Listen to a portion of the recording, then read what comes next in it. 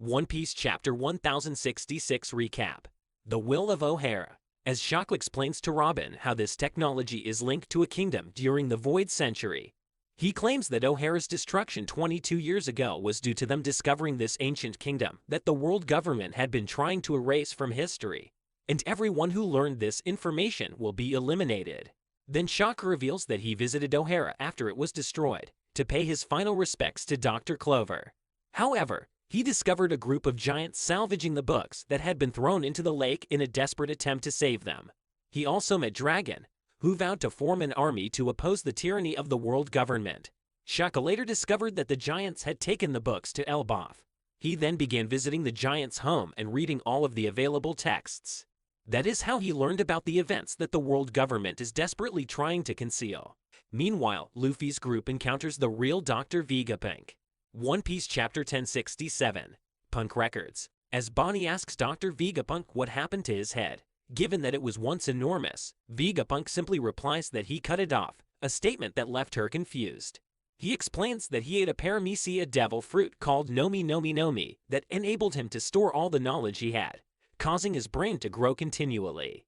Nonetheless, he claims that his devil fruit abilities benefit geniuses like himself. Chopper is taken aback by Vegapunk's claim that his brain is still growing, even when separated from his head, while Luffy questions whether he became stupid after cutting it, which irritates Vegapunk. Dr. Vegapunk further said that the apple on top of his head acts as an antenna. It links him to his main brain, which is kept in Punk Records. Punk Records is stored in a facility beneath the giant egg. The old doctor is free to move around without his massive brain because his antenna collects and transmits brain waves. Vegapunk also explains how his satellites work to Luffy and the others. First, he reminds them of Atlas, whom they met in Fabria phase. Atlas is just one of his 6 satellites, he says.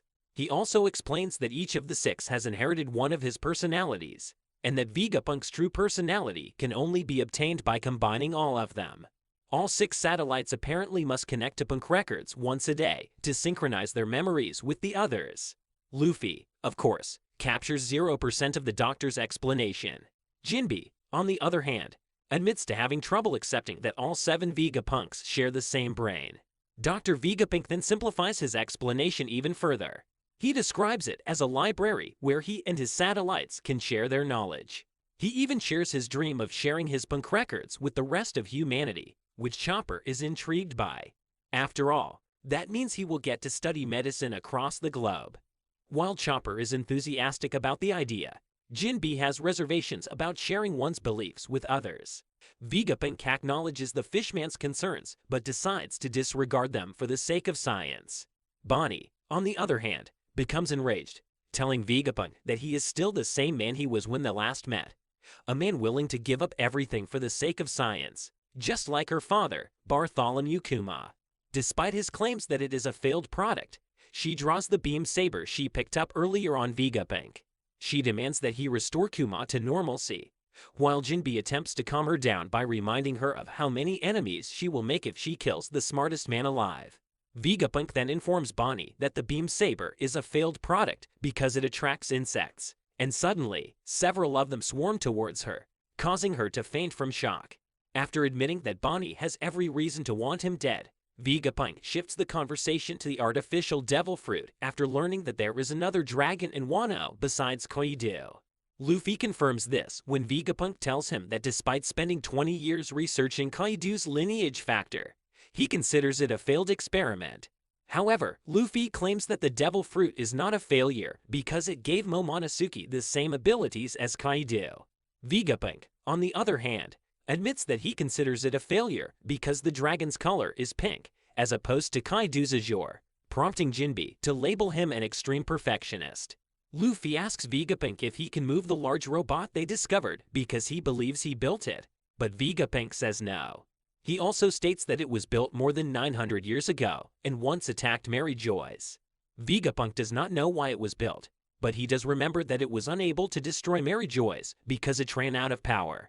Researchers at the time were confused as to where it came from and what its purpose was, but the world government ordered that it be destroyed. The researchers, on the other hand, hid it in order to continue studying it across generations. Meanwhile, Shaka explains that the Vega Force One is created by the likelihood of the robot.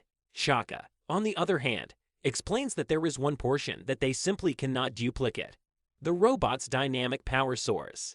Back on Vegapunk's side, he pities Bonnie once more. Luffy agrees and advises him to beg forgiveness.